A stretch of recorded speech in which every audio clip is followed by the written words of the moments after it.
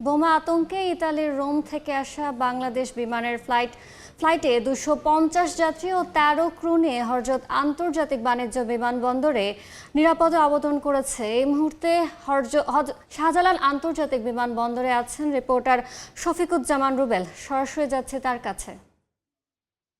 ঢাকা আন্তর্জাতিক বিমানবন্দরে সকালবেলা যেই ঘটনাটি আমরা জানতে পেরেছি, বিমানবন্দরের যে পরিচালক তিনি আমাদেরকে জানিয়েছিলেন যে ইতালির রোম থেকে ঢাকা বিমানবন্দরে আগত একটি বিমানে তারা একটি হুমকির ঝুঁকি পায়। মূলত হুমকি পায় যে বিমানে বিস্ফোরক রয়েছে বা বোমা রয়েছে জাতীয় একটা টেলিফোন আসে এয়ারপোর্টে।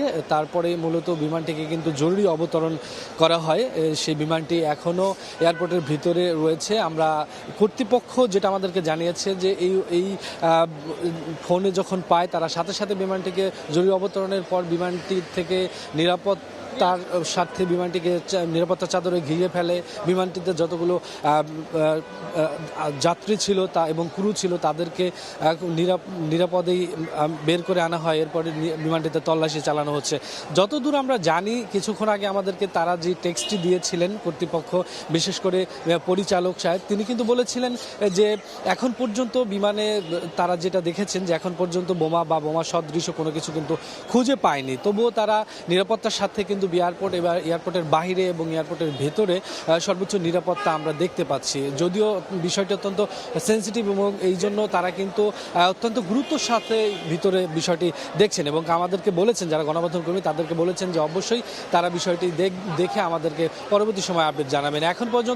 এখন পর্যন্ত যতদূর আমরা জানি যে